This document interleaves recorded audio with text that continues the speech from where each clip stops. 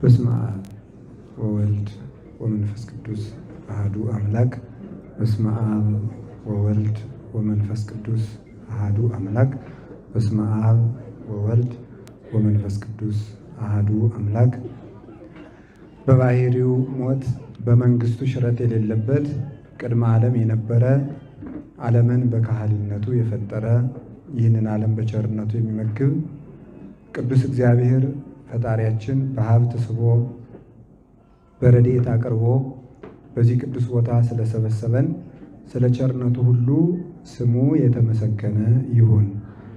እግዚአብሔርን የወለደችልን የነፍሳችን ረሃብ የተወገደባት እናታችን መሶበ ወርቅ የምትሆን ፀሐየ ጽድቅ ኢየሱስ ክርስቶስ የወጣባት የድህነታችን ምስራቅ የድህነታችን ምልክት የቅድስት ቤተ ክርስቲያን ጌጥና ሽልማት የምትሆን የእግዚአብሔር እናት የእኛም እናት እናታችን ቅድስት ድንግል ማርያም ወላዲት አምላክ ቅዱስ መስቀሉ፣ ቅዱሳን መላእክት፣ ነቢያት፣ ሐዋርያት፣ ሰማዕታት፣ ደናግል፣ መነኮሳት ሁሉም ቅዱሳን እግዚአብሔር ባከበረው ስማቸው ምስጋና ይድረሳቸው፣ በረከታቸው ይድረሰን።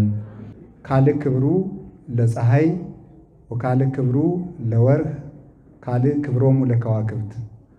የፀሐይ ክብሩ ሌላ ነው፣ የጨረቃ ክብሩ ሌላ ነው፣ የኮከብ ክብሩ ሌላ ነው በሚል ርዕስ እንማማራለን። እስኪ በሉ የፀሐይ ክብሩ ሌላ ነው በሉ። የጨረቃ ክብሩ ሌላ ነው፣ የኮከብ ክብሩ ሌላ ነው በሉ እንደገና። የፀሐይ ክብሩ ሌላ ነው፣ የጨረቃ ክብሩ ሌላ ነው፣ የኮከብ ክብርም ሌላ ነው። እንደገና በሉ የፀሐይ ክብሩ ሌላ ነው፣ የጨረቃ ክብሩ ሌላ ነው፣ የኮከብ ክብሩ ሌላ ነው። እስኪ አንድ ጊዜ በሉት ሁላችሁ።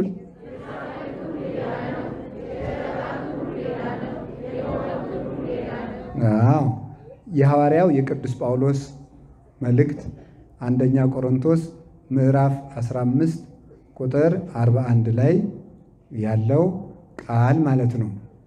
ይህንን ቃል የተናገረው ቅዱስ ጳውሎስ ነው።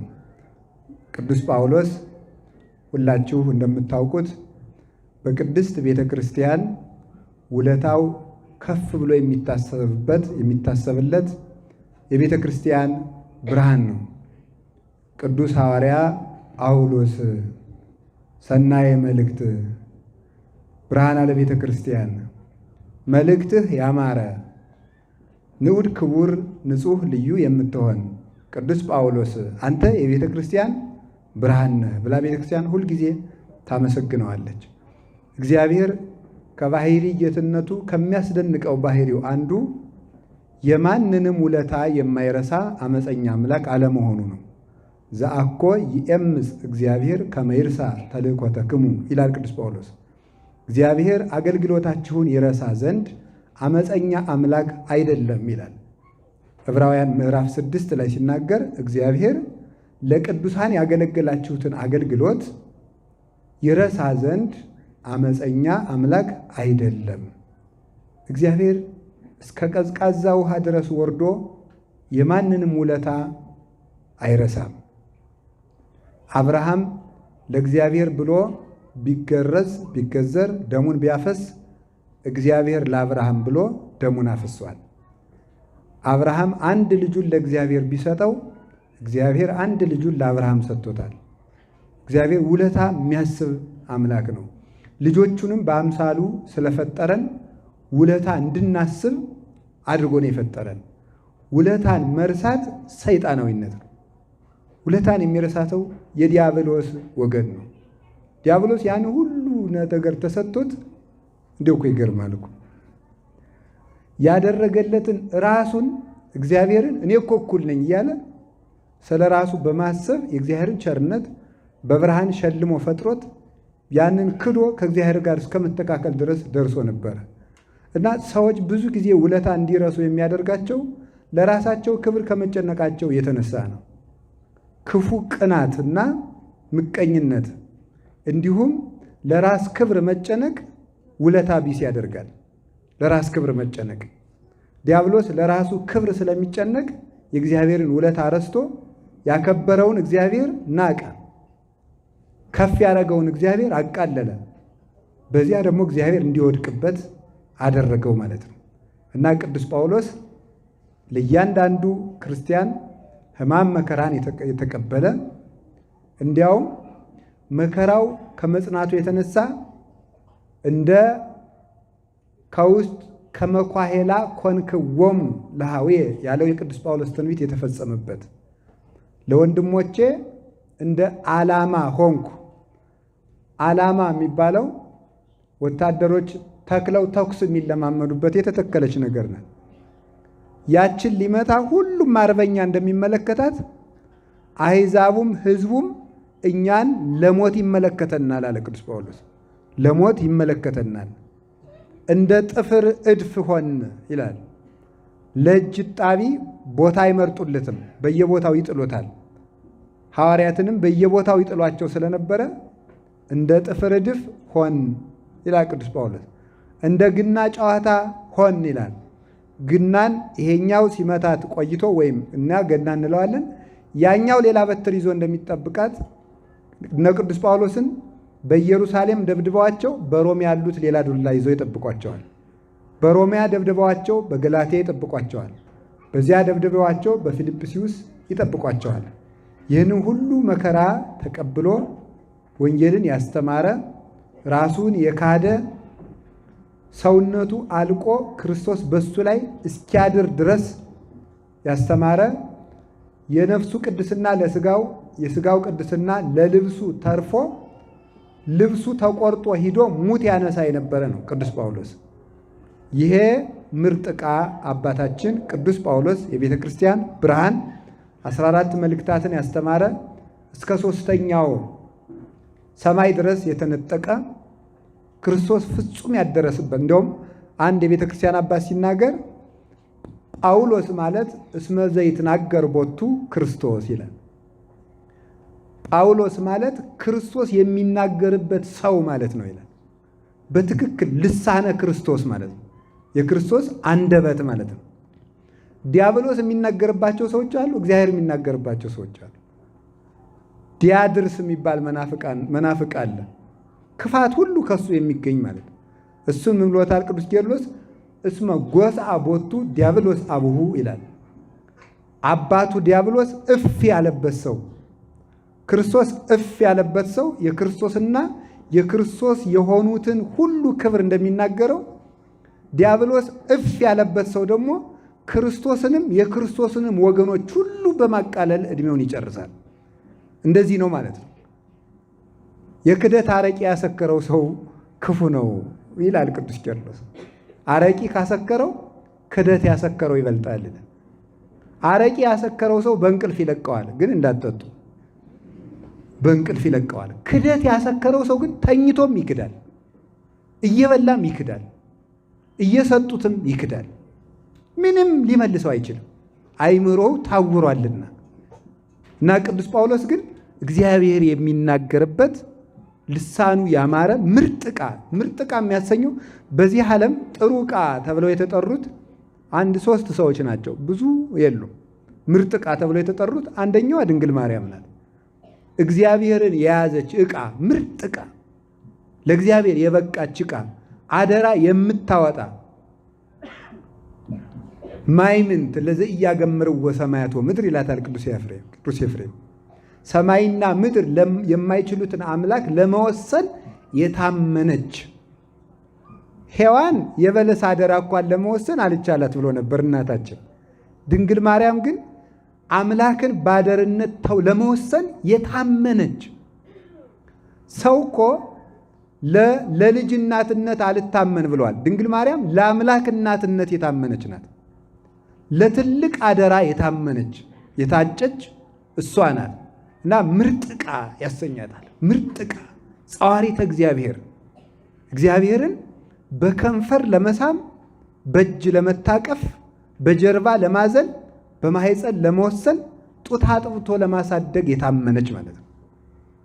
እንዲህ ያለች ስለሆነች እሷን የሚመስል ምርጥ ዕቃ በፍጹም የእግዚአብሔር የጸጋው መዝገብ እንደ ድንግል ማርያም የለም፣ የትም አይገኝም። እግዚአብሔር ጸጋን ሁሉ ያኖረባት ቤቱ ማለት ነው። ጸጋን ሁሉ ጸጋ ነቢያትን፣ ጸጋ ሐዋርያትን፣ ጸጋ ሰማዕታትን፣ ጸጋ ደናግል፣ ጸጋ መነኮሳትን፣ ጸጋ መላእክትን ሁሉ ጸጋ ቤተ ክርስቲያን ሁሉ ያለባት ለጸጋ የታመነች መዝገብ እመቤታችን ቅድስት ድንግል ማርያም ናት። እሷ ምርጥቃ ትባላለች። ከዚያ ቅዱስ ጳውሎስ በአዲስ ኪዳን ምርጥቃ ይባላል። እግዚአብሔርን ይዞ የሚዞር ማለት ነው። ወዘልፈ ንጸውር ሞቶ ለክርስቶስ በሥጋና የክርስቶስን መከራ በሥጋችን ተሸክመን እንዞራለን እንዳለ መከራውን ይዞ ሲዞር ስሙን ይዞ ይዞራል፣ ክብሩን ይዞ ይዞራል፣ አድሮበት ይኖራል። ስለዚህ ቅዱስ ጳውሎስ በእውነት እግዚአብሔርን ተሸክሞ የሚዞር ሰው ነበረ። እግዚአብሔርን ይዞ የሚዞር ሰው ክርስቶስ ለሰጠው ለሐዋርያነት አደራ የታመነ ከደረሳችሁበት ቤት ሂዳችሁ ሰላም ለዚህ ቤት ይሁን በሉ፣ ቢቀበሏችሁ ሰላሜ አብሮ ይገባል ብሏል። ለሐዋርያት የሰጠው ጸጋ ነው። ይህ ለሁሉም ሰው የሚሰጥ አይደለም። በእውነቱ መኑ ሙስቴትክሙ በተክዞ ዘይክል ወስቆ ሀደመተ በዲበ ቆሙ።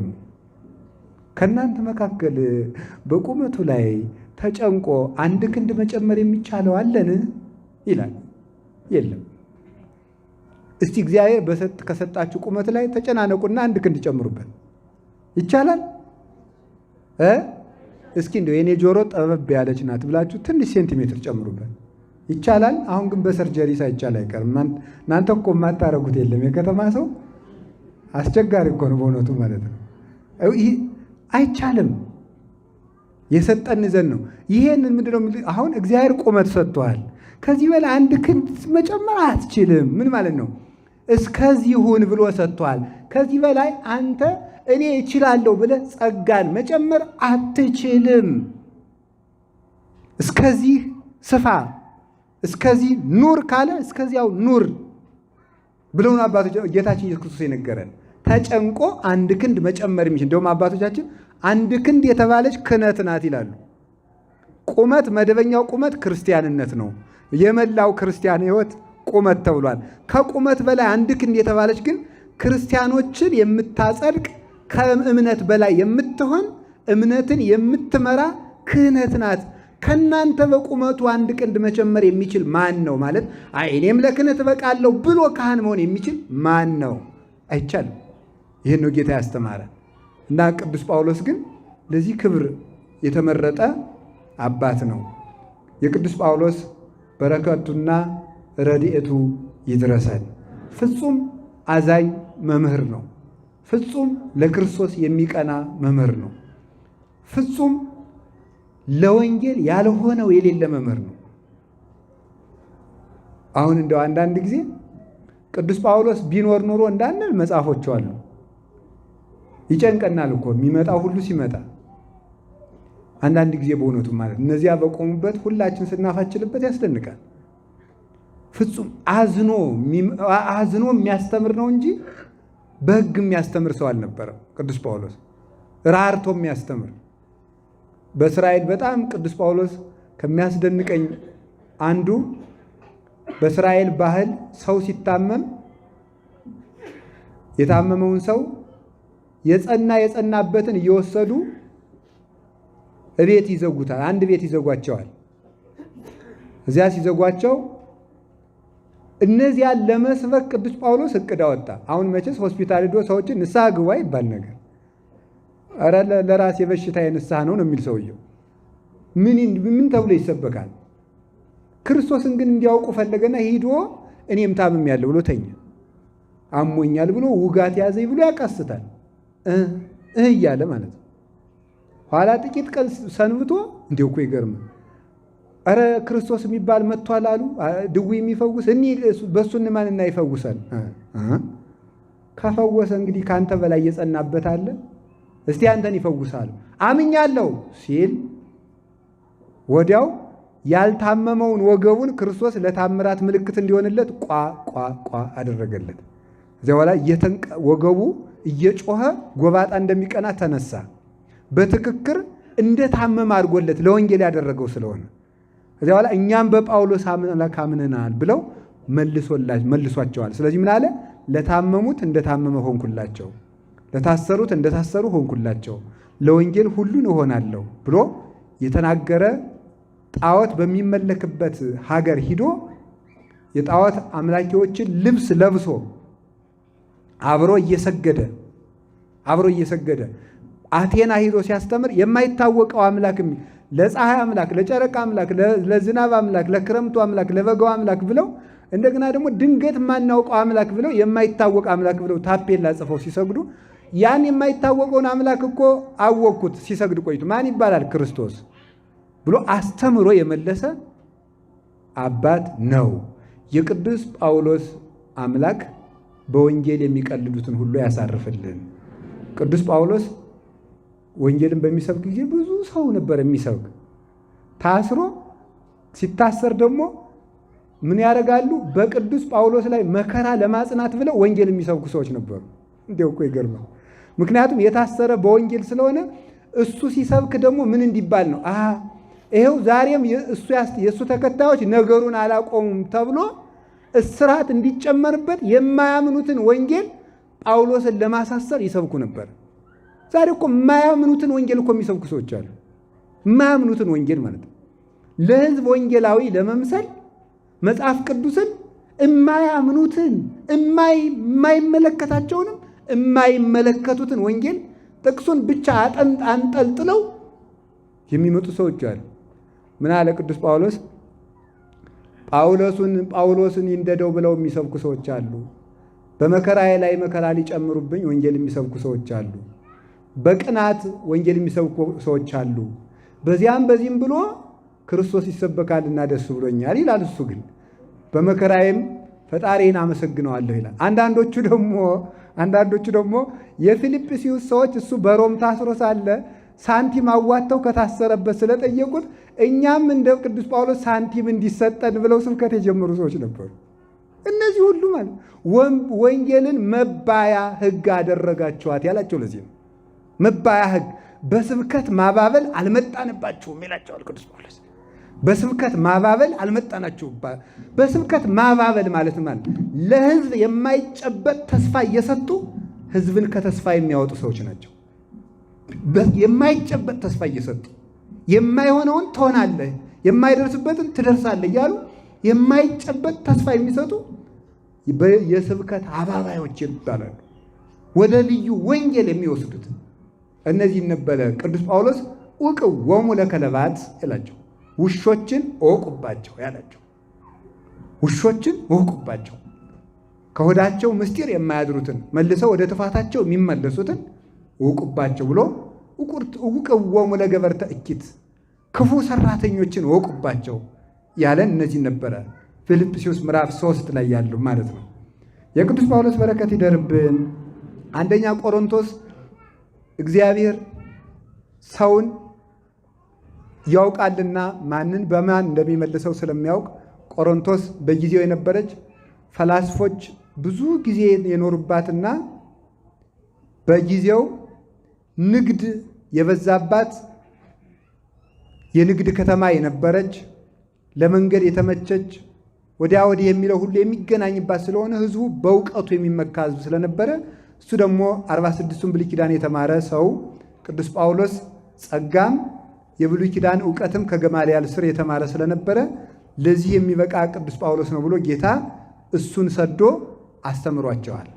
እና ትንሣኤ ሙታን የለም የሚሉ ቢጽ ሐሳውያን ስለገቡባቸው ለነሱ መልስ እንዲሆናቸው አይ ትንሣኤ ሙታን ከሌለማ ክርስቶስ አልተነሳማ፣ ክርስቶስ ካልተነሳማ ማመናችን ከንቱ ነዋ።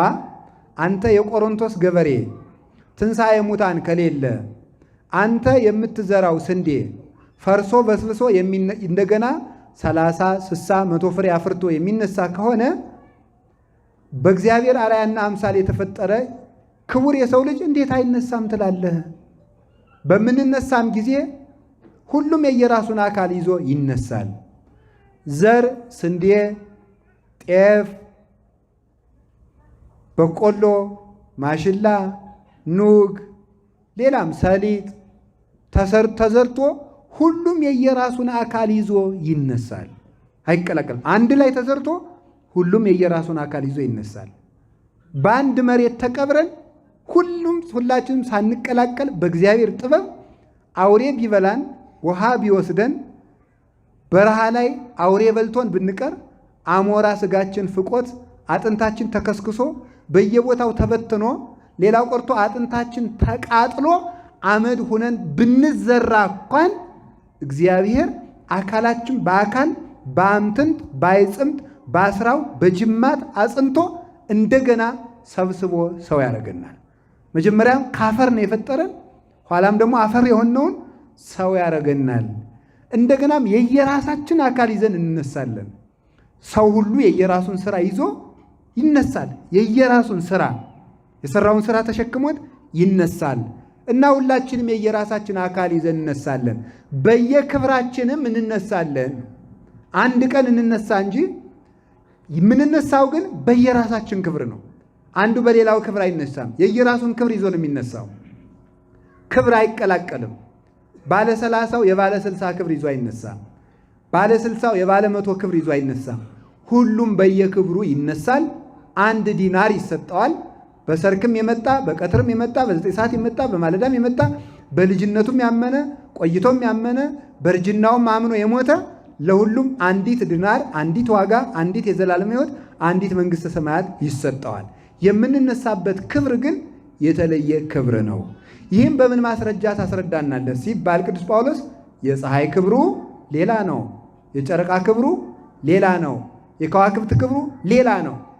በአንድ ሰማይ በአንድ ረቡዕ ተፈጥረው በአንድ ትእዛዝ ታዘው አንድ ብርሃን ተቀብተው በአንድ ሰማይ አብርተው ሲኖሩ ክብራቸው ግን ልዩ ነው።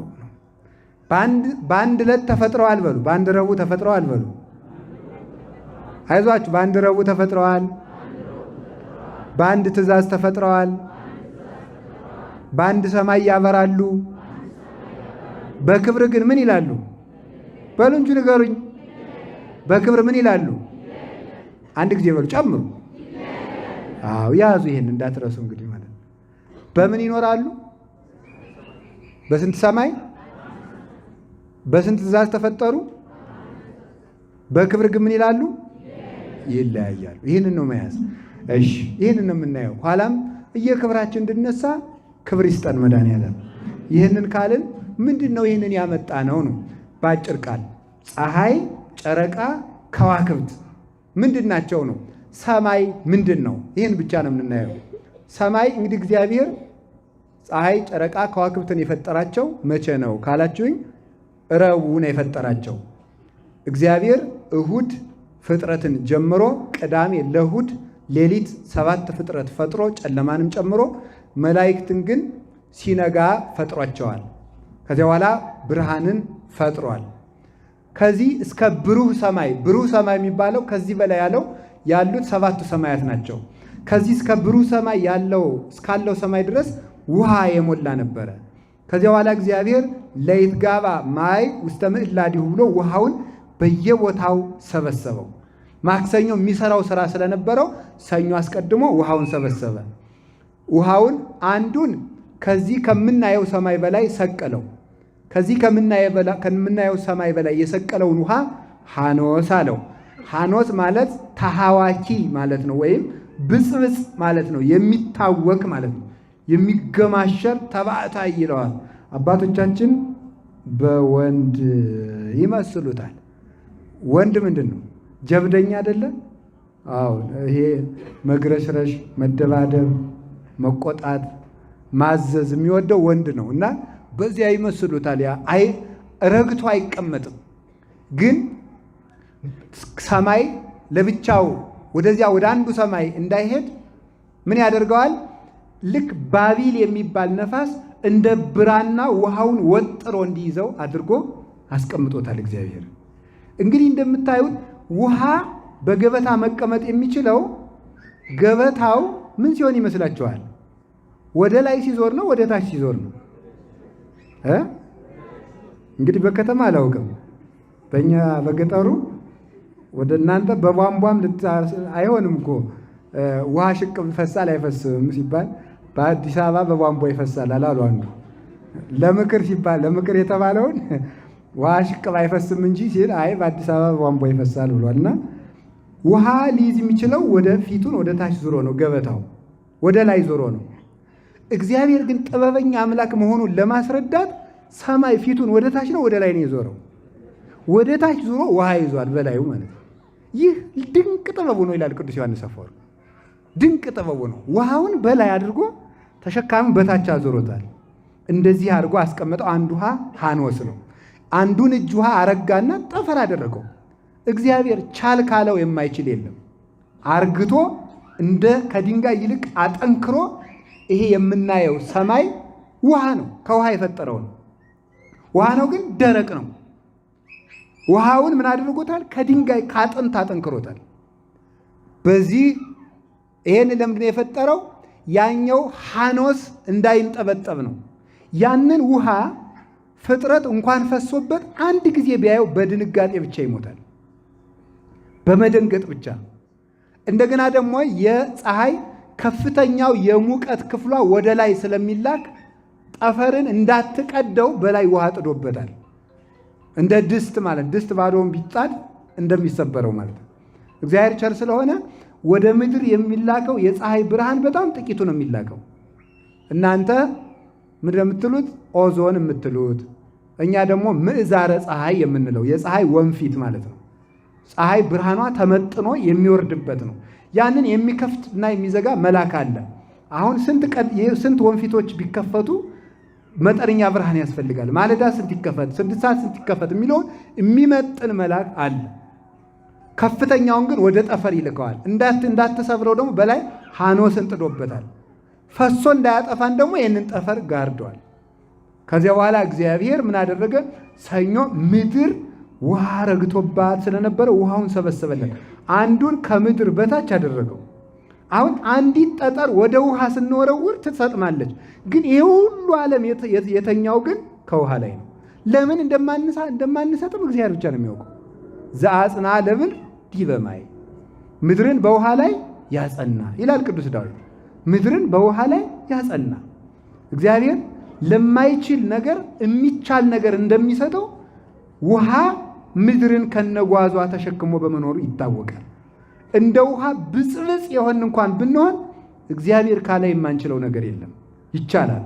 ኩሎ እክል በዘውእቱ አክህለኒ ክርስቶስ፣ ኃይልን በሚሰጠኝ በክርስቶስ ሁሉን ይችላለሁ ይላል ቅዱስ ጳውሎስ ፊልጵስዩስ ምዕራፍ 4 ቁጥር 6 ላይ ኃይልን በሚሰጠኝ በክርስቶስ ሁሉን ይችላለሁ። የገጠር ሰው ሲተርት ምን ይላል? እንደ አፍ አይቀና ጎዳና ይላል። እስኪ በሉ በአፍ ሁሉን ይችላለሁ እያሉ መፎከርና መለማመድ ልዩነት አለው። ማመን ሌላ ነው፣ በአፍ መናገር ሌላ ነው። ሁሉ እንደሚቻል ግን ፍጥረት ያሳየናል። አሁን ይህንን አጸና። አሁን አንዳንድ ጊዜ አውሮፕላን ውስጥ ሰው የሚፈራው ለምን ይመስላችኋል? ለምን ነው የሚፈራው ሰው አውሮፕላን ውስጥ? አውሮፕላኑ ሲንገጫገጭ እኮ ዓለም ልታልፍ ነው የሚመስለው ሰው ሲደነግጥ ማለት ነው። ሰው ድንቅ ነው። እዚያ የሚኩራራው ሁሉ እንደው መቼስ ሄድኩ አይባልም እንጂ ብዙ ሰው ታዝብ ያውቃል። ብዙ ሰው በእውነቱ ማለት ነው። እኔ በጣም ብዙ ሰው አልናገረውም፣ በቃ አልናገረውም። ብዙ ሰው እንዲሁ ስንወርድ እንዴት እንደሚያጨበጭብ ግርም ነው የሚለኝ ፍርሃቱ ሰው ማለት ነው። አሁን እኮ ፈርቶ ነው እንደዚያ የሚለው እና ትዝ ይለኛል አንዲት እናታችን ደንግጠው ገጭ ሲል ተነስተው ይሮጣሉ። ገጭ ሲል ተነስተው ይሮጣሉ። ገጭ ሲል ተነስተው ይሮጣሉ። ከአውሮፕላኑ ስንደርስ ኢን ዘ ኔም ኦፍ ጂሰስ አሉ። መጀመሪያ ግን አላሉ። ችግር ሲመጣ እኮ እንደዚህ ያለው ሰው ሁሉ ሰው ይመስላል እኮ እንደው ኩሸቱ እኮ እንደው ይገርማቸዋል እኮ የሚችል ይመስላል። ጥቅስ መጥቀስና እምነትን በተግባር መርመር ልዩነት አለው አይባልም እንጂ አንድ ወንድማችን ባለፈው ሰምታችኋል አይደል? እንደ ኢየሱስ በባህር ላይ ሂጄ አሳያችኋለሁ ብሎ አዞ ውጦት ሰምታችኋል። ይሄ በጣም አይደረስ ነው። ይሄ አይደረስ ነው በእውነቱ ማለት አርፎ መቀመጥን የመሰለ እኮ ነገር እኮ የለም በእውነቱ። ሰው እኮ ሕይወቴን አስተካክሉልኝ ነው እንጂ እንደ ጌታ በባህር ሂዱልኝ አላለም። ሰው ያለ ሕይወቴን አስተካክሉልኝ፣ ትዳሬ እየተበላሸብኝ ነው፣ ሕይወቴ እምቢ ብሎኛል ብሏል እንጂ በባህር ላይ መሄድማ ጌታ ይበቃኛል ብሎ እኮ ሰው አውቆ ተቀምጦ ነበር። እንዲሁ አይደረስ እኮ ነው። አይነኩ ቢነኩ ያድሯል ሲታወኩ ይላል ሰው። በእውነቱ ማለት አይነኩ መንካት ችግር ነው። እና አሁን ህዋው መሬትን ያመናት የተሸከመው ውሃ እንደሆነ አይምሯችን ስለማያውቀው ነው። መሬት ጠጠር የሚያሰጥም ውሃ መሬትን ከነሁለንተናዋ መሸከም ከቻለ ህዋውም አውሮፕላን መሸከም ይችላል ብሎ ማመን አቅቶን ነው ሰው የሚፈራው ማለት ነው። የሚፈራው ለዚያ ነው። ምድርን በውሃ ላይ አጸና፣ ታች አስቀመጠ። አንዱን ደግሞ ለምድር እንደ መቀነት አስታጠቃት። ምድርን በውጭ በኩል ሲመለከቷት ደብተራ ኦሪትን ትመስላለች ይላሉ አባቶቻችን። ምድርን የበቃ ሰው ያያታል፣ ያልበቃ ሰው አያያትም። ምድርን ግን በውጭ ሆኖ የበቃ ሰው በውስጥ እንዳለ ውጯን ዙሪያዋን ቢያያት ደብተራ ኦሪትን ትመስላለች። ድንኳኒቱ የደብተራ ኦሪት ጽርሐ አርያምን መስላ ሙሴ የሚያስታጥቃት የክብር ጌጦች ነበሩ እና ምድር እንደዚህ አድርጎ አስጊጦ ነው የፈጠራት። ለምድር አስታጠቃት ውቅያኖስን ማለት ነው። ይህንን አድርጎ በዚህ ዓለም ግን የቀረው እኛ የምንጠቀምበት ውሃ ሰዎች ዕቃ አጥበው ውሃውን ሲደፉት በጠርዙ እንደሚቀረው እንደ ጥቂት ውሃ ያለ ነው ይላል። እግዚአብሔር ሌላውን ውሃ አስወግዶታል። ለምንድን ነው ሲባል ምድር ማብቀል እንድትችል ነው። ምድር ማብቀል እንድትችል እግዚአብሔር ምን አደረገ? ውሃውን ሰበሰበ። ውሃ የተኛበት መሬት አያበቅልምና ውሃ የተኛበት አዛ በኋላ ረቡ ምን አለ? ለታብቁል ምድር ምድር ታብቀላል። የዚያን ጊዜ ጽጌያቱ፣ አበቦች፣ ዛፎች፣ አዝሬት፣ አትክልት በሙሉ ምን አደረገላት? አበቀልላት። አላችሁ ምድርን በአበቦች ሸለመ። አሁን ምድር ሰውን ነው የምትመስለው። አጥንት አላት። አለት ምንድናት? አጥንቷ ነው ይላሉ አባቶቻችን። የዛፎች ስር ደግሞ እንደኛ ደም ስሯ ነው የመሬት ይላሉ አባቶቻችን ሲተረጉሙ። የዛፎች ስር የደም ስሯ ማለት ነው። ሰው የደም ስሩ ሲቆረጥ ወይም እናንተ የደም ቧንቧ የምትሉት ማለት ነው። እሱ ሲቆረጥ እንደሚሞተው ሁሉ ዛፍም ለመሬት ሕይወቷ ነው ብሎ አባቶቻችን ይናገራሉ። አጥንቷ ደግሞ አለቱ ነው። ከዚያ ደግሞ ደሟ ደግሞ ውሃ ነው። ፀጉሯ ደግሞ ሳር ነው ይላሉ አባቶቻችን። እና መሬት የሰው ወኪል ናት። ሰውን በምድር ነው ያስረዳው። ብንኮራ እንደዚች ምድር እኮ ናችሁ ለማለት ነው። ለምንድን ነው የምትታበዩት? ምድር እኮ ናችሁ። እናንተም አጥንት ናችሁ፣ እሷም አጥንት አላት። እናንተም ደም አላችሁ፣ እሷም ውሃ አላት። እናንተም የደም ስር አላችሁ፣ እሷም ስሮች አሏት። እናንተ ፀጉር አላችሁ፣ እሷም ደግሞ ሳር አላት ለማለት ነው። ክብር ካላችሁ ግን መሬት ለመስዋዕት የሚሆን ፍሬን ታፈራለች። እናንተም ካፈራችሁ ትከበራላችሁ ለማለት ነው። ካፈራችሁ ትከበራላችሁ። ካዲያ ውሃውን መሬት እንድታበቅል ውሃውን አስቀድሞ የሰበሰበላትና ያደረቀላት ኃጢአት የተኛበት ሰውነት የምግባር ፍሬ ሊያፈራ አይችልም። ውሃ የተኛበት ሰውነት ምንድን ነው የሚያበቅለው? ውሃ የተኛበት መሬት የማይረቡ ተሐዋስያንን፣ ትሎችን፣ ምኖችን የሚያበቅለው። ኃጢአት ሳይናዘዙት ረጅም ጊዜ ከሰውነቱ ላይ የተኛበት ሰው ተንኮል ብቻ ነው ከአይምሮ የሚገኝ። ተንኮል ብቻ፣ ስድብ ብቻ ነው የሚገኝ። እንዲሁ እኮ አይደረስ እኮ ነው እናንተ። ሰው እኮ ምን ልሳደብ ብሎ እኮ ሲያቅድ የሚያደርሰዋል። አይገርማችሁ? ምን ልሳደብ ብሎ ሲያቅድ የሚያደርሰዋል። ምን ልሳደብ፣ ምን ልናገር እንጂ እስኪ ሰሞኑን ደግሞ እስቲ እንደው በምን ልበጥበጥ የሚል ሰው ሁሉ እኮ አለ። እንዲሁ ግርም እኮ ነው እናንተ። ሰላም የሌለው ሰው ማለት ነው። ምክንያቱም ምንድን ነው? ውሃው ለረጅም ጊዜ እሱ ላይ ስለተኛበት ማለት ነው። ውሃው ለረጅም ጊዜ ለዘመናት የኃጢአትና የተንኮል ውሃ የተኛበት ሰው ትሎችን ነው የሚያበቅለው። አዝሪት አበባ አይገኝበትም፣ ፍሬ አይገኝበትም፣ ፍሬ የለውም። ምንጊዜም ዱላ፣ ነገር መዝራት፣ ነገር ስራ፣ ጸብ፣ ክርክር፣ ነቀፋ፣ ሐሜት፣ ተንኮል ነው የሚናገረው ማለት ነው። የክርስቶስ ልጆች በጭምትነታቸው ሲታወቁ፣ የዲያብሎስ ልጆች በብኩንነታቸው ነው የሚታወቁት። ብኩን ናቸው፣ ህድአት የላቸውም። ሁሉን ነው የሚነኩት፣ የማይነኩት የሌላቸው ማለት ነው። ከቃሉ ጋር ናችሁ። እግዚአብሔር ከሁላችን ጋር ይሁን። ይሄንን ነው፣ ይሄን አበቀለ። አሁን ምን ቀረ? ለዚች ዓለም የሚያስፈልጋል ብርሃን ነው። እግዚአብሔር ለአብርሁ ብርሃናት ውስጥ ጠፈረ ሰማይ አለ። መሬትን ከፈጠረ በኋላ ዝሬት አትክልቱን ከተካ በኋላ በሰማይ ላይ ብርሃናት ያብሩ አለ። በሰማይ ላይ ብርሃናት ያብሩ ሲል ፀሐይ፣ ጨረቃ፣ ከዋክብት ተፈጠሩ። ፀሐይ በሙቀትም ትበረታለች፣ በብርሃንም ትበረታለች። ጨረቃ በብርሃን ከፀሐይ ታንሳለች። ኮከብ ከጨረቃ በብርሃን ታንሳለች ያንሳል። አንዱ ኮከብ ደግሞ ከሌላው ኮከብ እምኮከብ ይሄይስ ክብሩ እምክብረ ኮከብ ክብረ ኮከብ ይሄይስ ከአንድ ኮከብ ክብር የአንዱ ኮከብ ክብር ይበልጣል ይላል ቅዱስ ጳውሎስ። ኮከብ ይበልጣል። ይህንን አባቶቻችን በብዙ ወገን ተርጉሞታል። አንድ ሁለቱን ልናገር።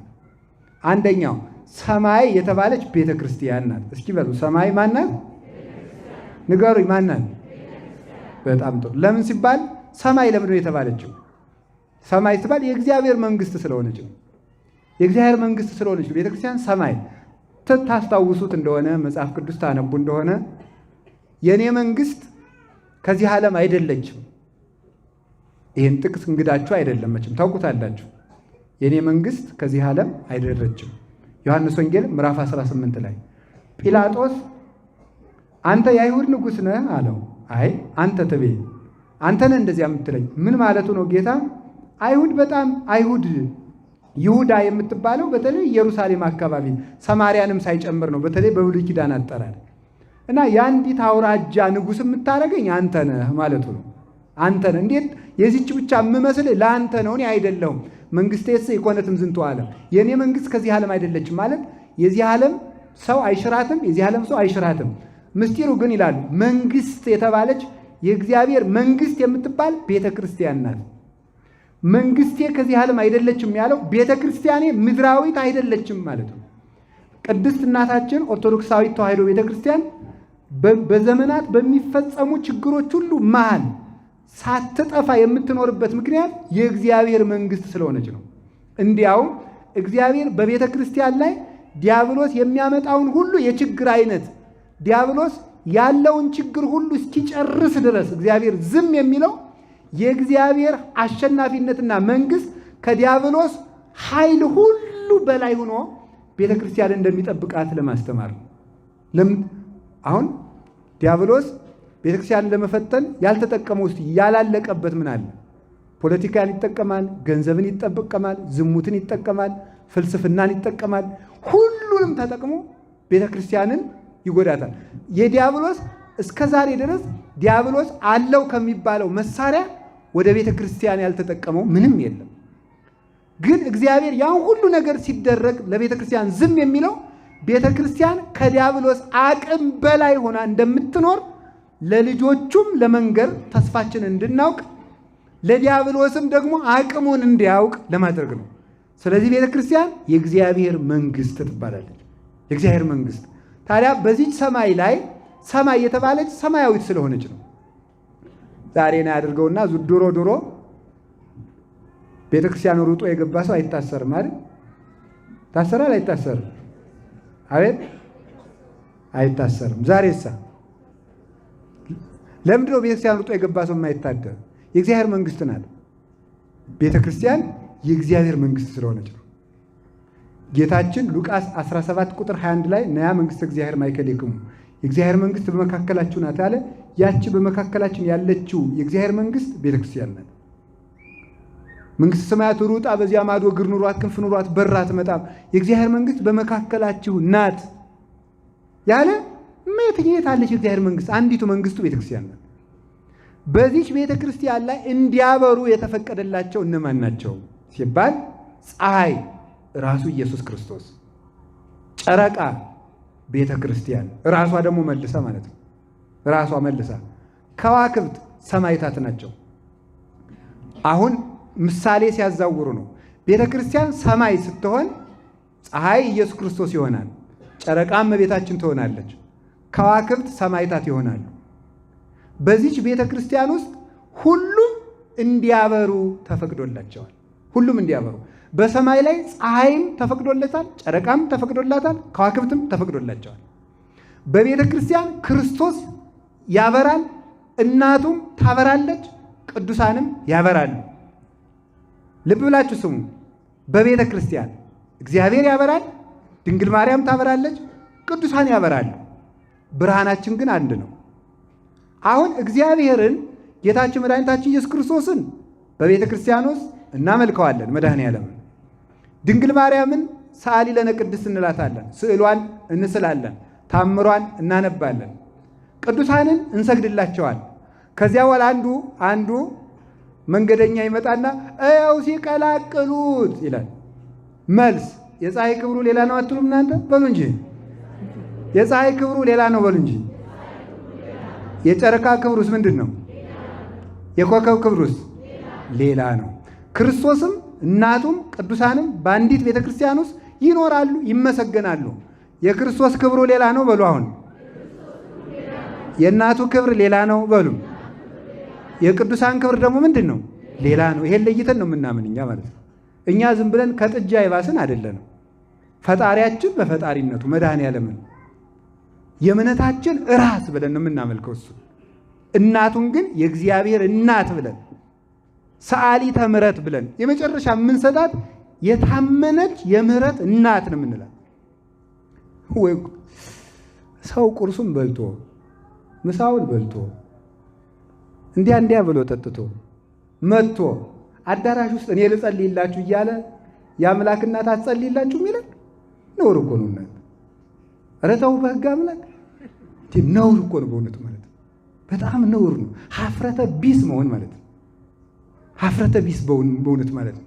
ሰው ቢያንስ እኮ ይኸውላችሁ ወይ ማወቅ አለበት፣ ካላወቀ ደግሞ ቢያንስ መጠየቅ አለበት። ካልጠየቀ ቢያንስ እንዴት አያፍርም? ማፈር እኮ ትልቅ ነገር ነው በእውነቱ። ደግሞ በወንጌል አላፍርም ሊለኝ ይሆናል ነገ ደግሞ መጥቶ ወንጌል እንደዚያ ነው እንዴ? ወንጌል ሰው መናቅ እንኳንስ ድንግል ማርያምን ቅዱስ ጳውሎስ የሚናገረው ፊልጵስዩስ ምዕራፍ 1 ላይ ምንድን ነው የሚለው? ማንም ሰው ባልንጀራው ከሱ እንደሚበልጥ ይወቅ ይላል። ማንም ሰው ነው የሚለው። ማንም ሰው ባልንጀራው ከሱ እንዲሻል ይህንን ይቁጠር ነው የሚለው። እኛ እናቱንም እናውቅበታለን ማመስገን፣ እሱንም እናውቃለን፣ እናመልከዋለን። ፈጣሪያችን ነው። እናቱን ደግሞ ምን እንደሆነች እናውቃለን። የአምላክ እናት ናት። ለእሷ ስንሰግድ እናታችን፣ ለእሱ ስንሰግድ አምላካችን፣ ለቅዱሳን ስንሰግድ ረዳቶቻችን ብለን ነው። የፀሐይ ክብሩ ሌላ ነው እስኪ በሉ ምእመናን። እሺ አዎ እሱ ነው። ከቃሉ ጋር ናችሁ። ከዚያ ደግሞ ሰማይ የተባለ ምንድን ነው? ሰማይ የተባለ የእኛ ልብ ነው። እስቲ የእኛ ልብ በሉ። ሰማይ የተባለ የእኛ ልብ ነው። ፀሐይ የተባለ ኢየሱስ ክርስቶስ ነው። ጨረቃ የተባለች ቤተ ክርስቲያን ናት። ከዋክብት የተባሉ ሰማይታት ናቸው። ሰማይ የተባለ የእኛ ልብ ነው። በሰማይ ላይ ሶስቱ ያብሩ ማለት በክርስቲያኖች ልብ የክርስቶስ ፍቅር፣ የቤተ ክርስቲያን ፍቅርና የቅዱሳን ፍቅር መኖር አለበት ማለት ነው። የክርስቶስን ፍቅር መኖር አለበት፣ የቅዱሳን ፍቅርም መኖር አለበት፣ የቤተ ክርስቲያን ፍቅር መኖር አለበት። ይሄን ነው ሰማይ የምንለው። ልብ ይሉታል። ይሄ ነው ልብ የሚባለው። ይሄ ነው ወይ ጉድ!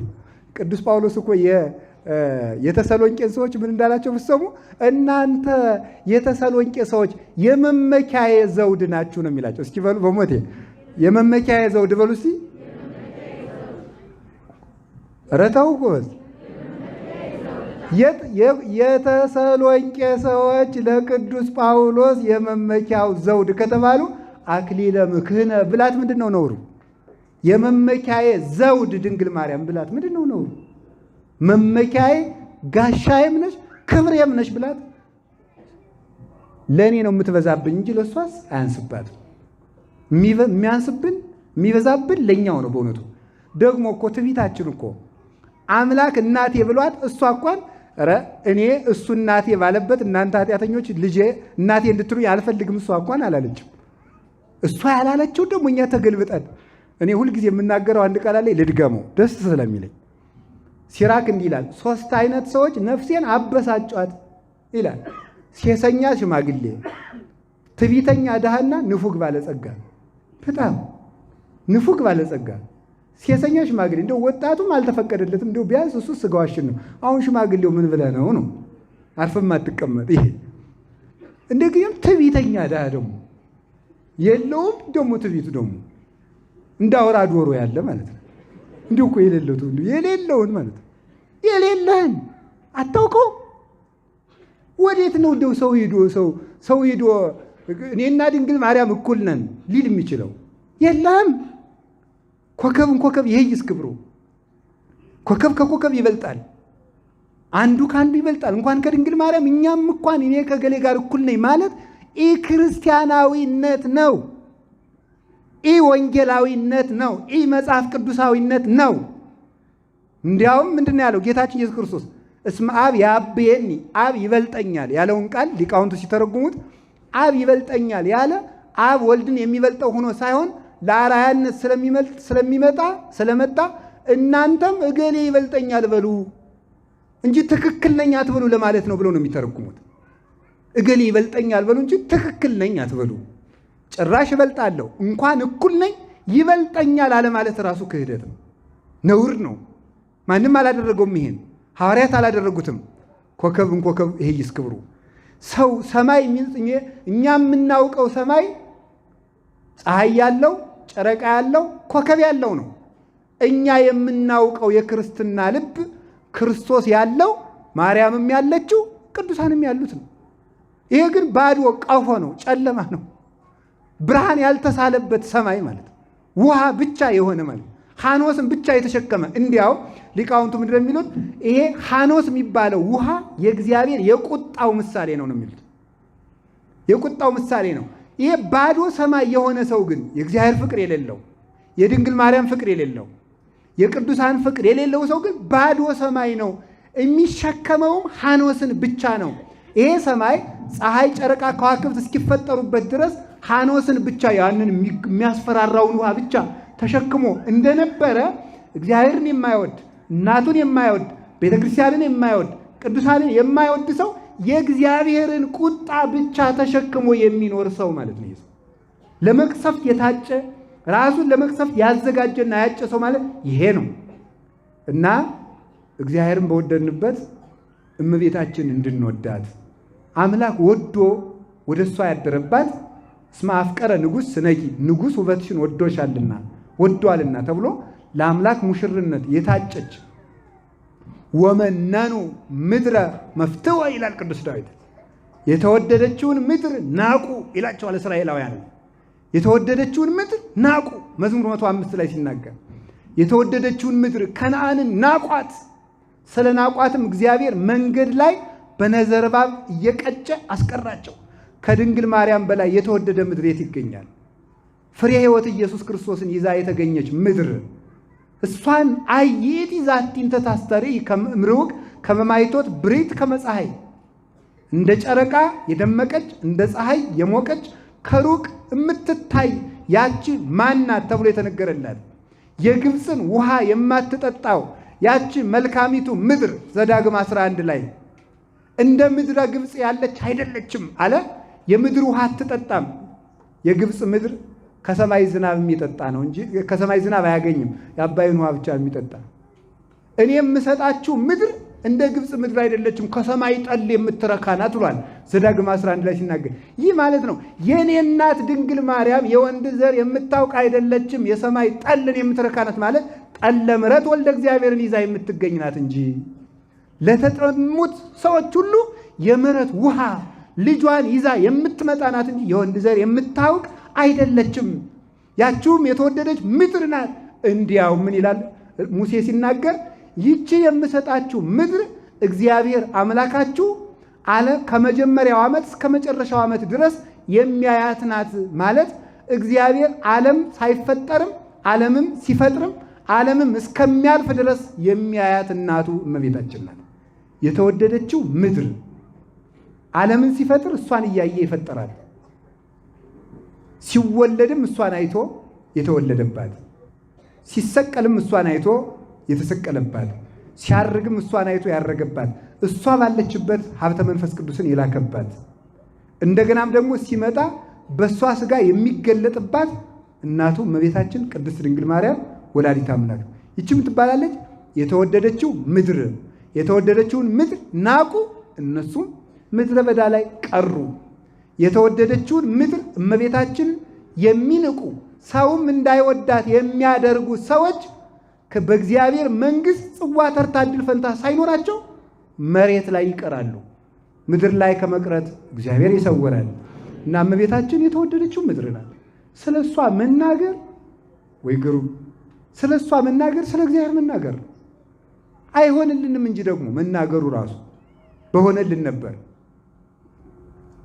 ስለ አብርሃም ከተነገረ፣ ስለ ዳዊት ከተነገረ፣ ስለ ሙሴ ከተጻፈ፣ ስለ ዳዊት በተነገረ በሚነገርበት መጽሐፍ ቅዱስ በሚጻፍበት በሚተረክበት ቤተክርስቲያን የዳዊትን አምላክ ስለወለደችው መናገር ነውር ነውን?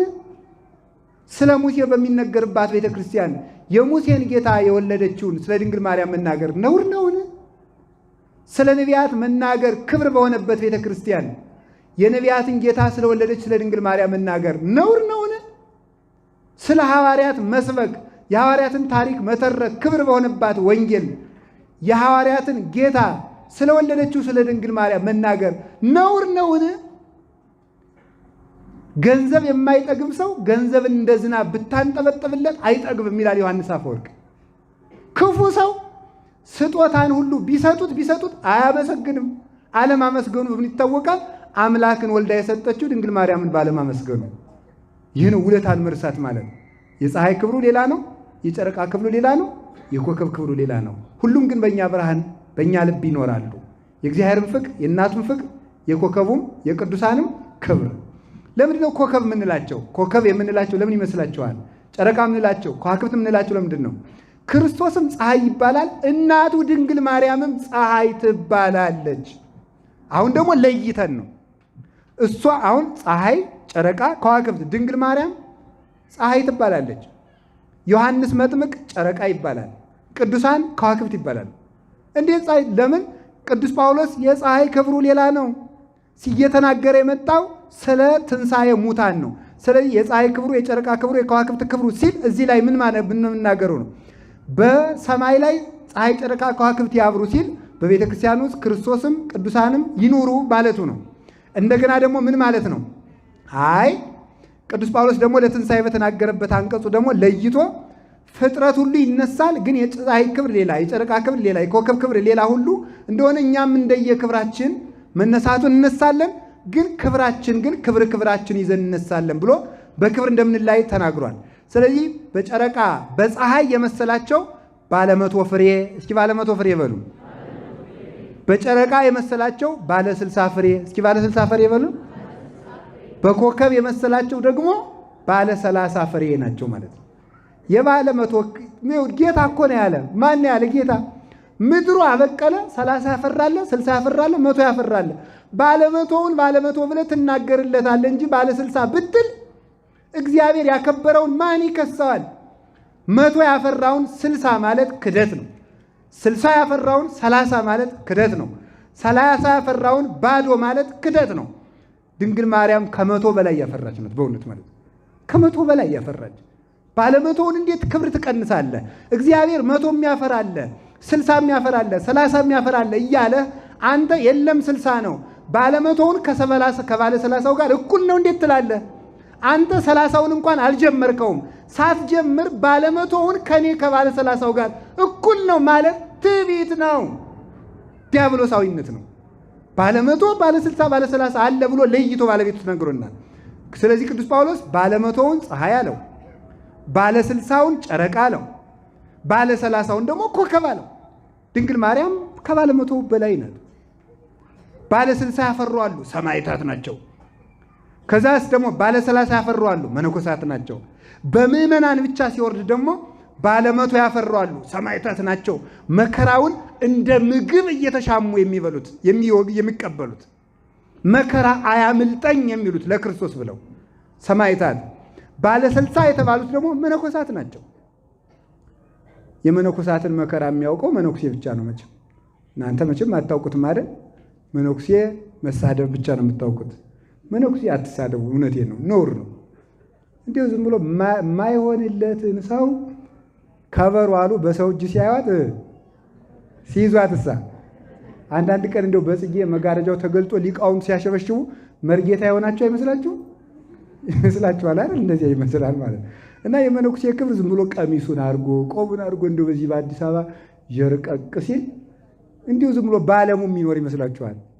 መከራውን ነው የሚያሳየው፣ መከራውን ማለት ነው። እንዲሁም አባ እንጦንስ ቆይ እኔን ብቻ ነው የሚጠሉኝ፣ ቆይ እስኪ ልብሱን ይጠሉታል ብሎ ልብሱን ወስዶ በአንድ መቋሚያ ዝም ብሎ እዚያ ላይ አቆመ።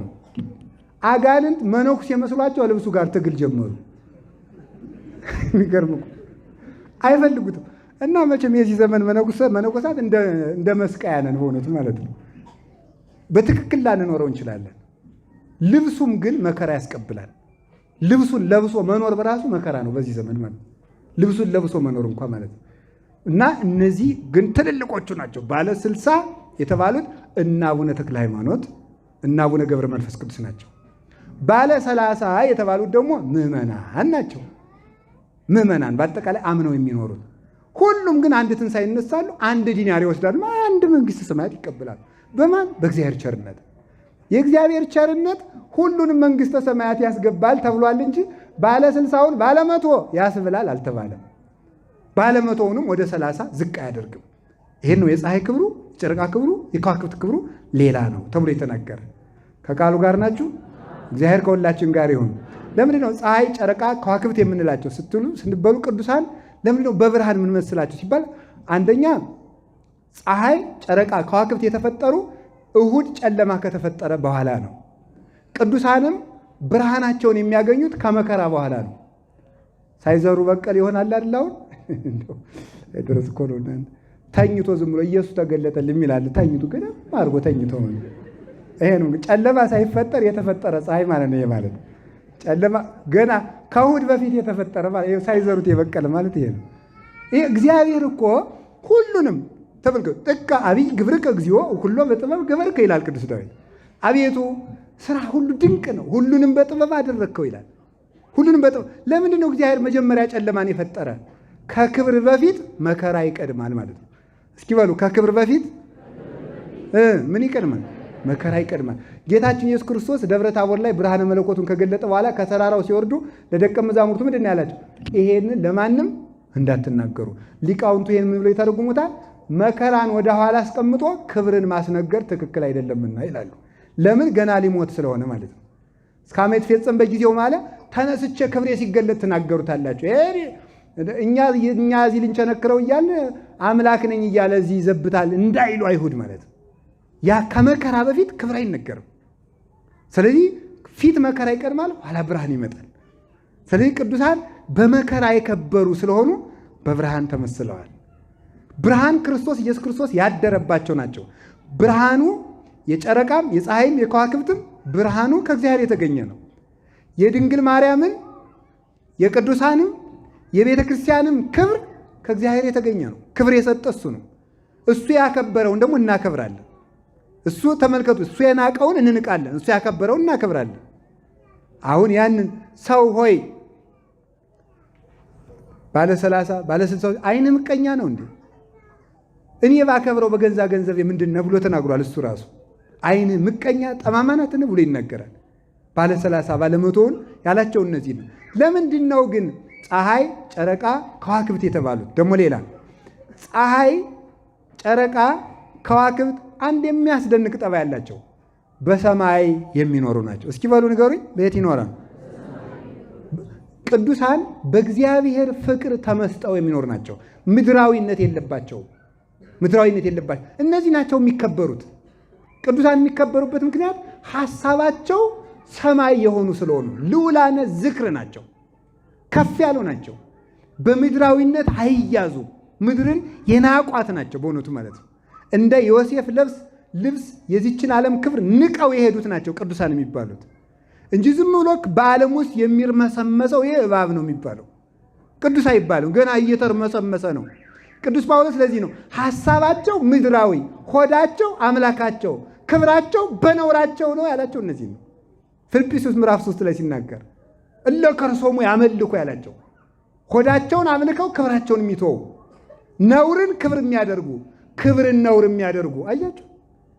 እግዚአብሔር ክብር ያለውን እነሱ ነውር ይሉታል። እግዚአብሔር ነውር ያለውን እነሱ ክብር ይሉታል። እንዲህ የሚያደርጉ ሐሳባቸው ምድራዊ፣ እነዚህ አሸዋ ናቸው። ዘርህን እንደ ሰማይ ኮከብ እንደ ምድር አሸዋ አበዛዋለሁ ያለው እግዚአብሔር አብርሃምን እንደ ሰማይ ኮከብ ያላቸው ሰማያዊ ልጆቹን ነው።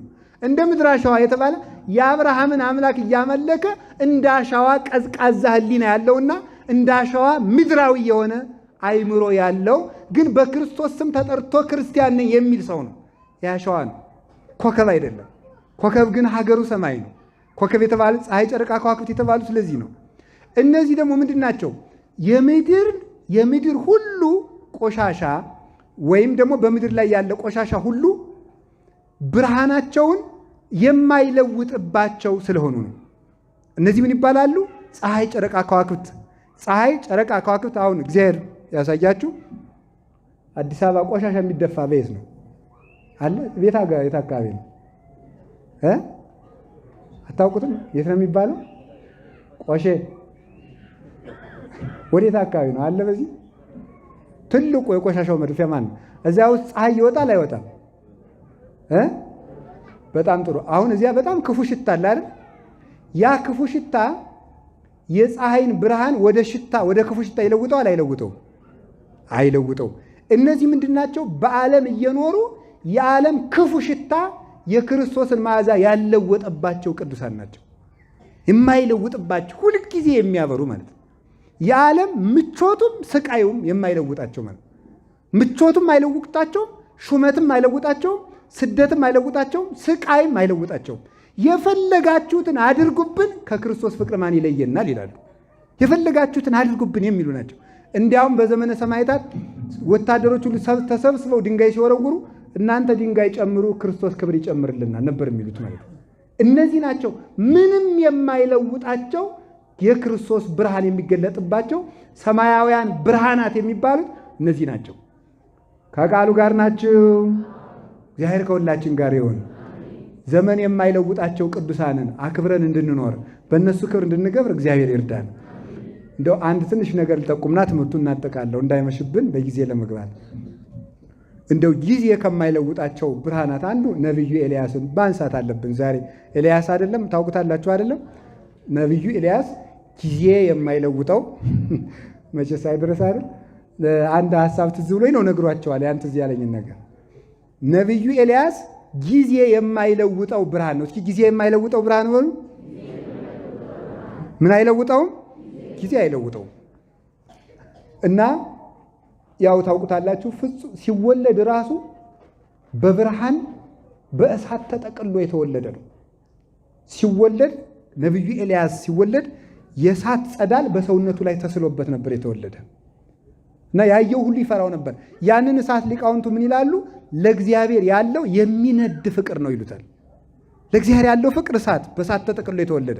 ልክ ሙሴ ሲወለድ ከግንባሩ ላይ ብርሃን ነበረበት እንደሚሉት ሊቃውንቱ፣ እንደዚሁም ሁሉ በኤልያስ ላይ እሳት ነበረበት። ያ እሳት ለእግዚአብሔር የሚነድ ፍቅር ነበረ።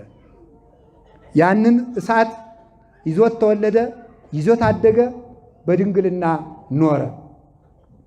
በድንግልና ሲኖር በዘመኑ የሰሜን እስራኤል ንጉሥ ወይም የሰማርያ ንጉሥ የሚባለው የ10 ነገድ ንጉሥ የሚባለው ማን ነው? አክዓብ የሚባል ሰው ነበረ። ይሄ አክዓብ ወደ ክደት ሂዶ ጣዖት አምልኳል። ይህንን ያደረገው ከጣዖት አምልኮ ሰው ወደ ምንፍቅና የሚሄድበት የራሱ ደረጃዎች አሉ። የመጀመሪያው የማታምን ሚስት አገባ። ቀጥሎ ደግሞ የእሷን አማልክት ተከተለ። ቀጥሎ እሷን አገባ፣ ለእሷ አማልክት አጸድ ሰራ። ከዚያ በኋላ ሰገደላቸው። ወደ ኢየሩሳሌም ለበዓል የሚወጡትን ሁሉ እቀጣለሁ አለ። ለመንግስቱ እንዲደላደልለት ማለት ነው። ይህንን ሲያደርግ ነቢዩ ኤልያስ እየሄደ ይመክረው ያስተምረው ነበር በእውነቱ ማለት ነው። መጨረሻ ላይ ይህ ሰው ጣዖት እያመለከ ግፍ እየሰራ ሲያስቸግር ነቢዩ ኤልያስ አምላከ ኃይል አምላከ እስራኤል ዘቆምኩ ቅድሜሁ ከመ ኢይዘንም ዝናም በእሉ 3 ዓመታት ዘይንበለ በቃለ አፉዬ አለ። ከኔ ካንደበቴ ቃል ሳይወጣ በዚች 3 ዓመት ዝናብ ጠብ አይልማል። ይሄን ሁሉ ሰው የጠገበ በዝናብ አብቅለህ በፀሐይ አብስለህ ስለመገብከው ነው። ስለዚህ ዝናብ አይዘንምም ብሎ ሰማይና ምድርን አዘዛቸው። እስቲ እግዚአብሔር ያሳያችሁ። ሰማይና ምድር የሚታዘዙለት ነው ኤልያስ ማለት ነው። ለእነዚህ መታዘዝ ነውር ነው ጎበዝ? ሰው ከሰማይና ከምድር ይብሳል? ሰማይ ምድር ለኤልያስ እየታዘዙት እኔ ለኤልያስ አልታዘዝም? ታዘዙት፣ ጸጥ አሉ። ፍጥረታት ሁሉ ክብራቸውን ያውቃሉ፣ የሚያከብሩትንም ያውቃሉ። እማናውቅ እኛ ብቻ ነን። ፍጥረታት ውሃን ብትሉት ባህርን ብትሉት እንኳን ቅዱሳንን የሙሴን በትር እንኳን ታውቃለች። ማን እንደያዛት ታውቃለች እኮ።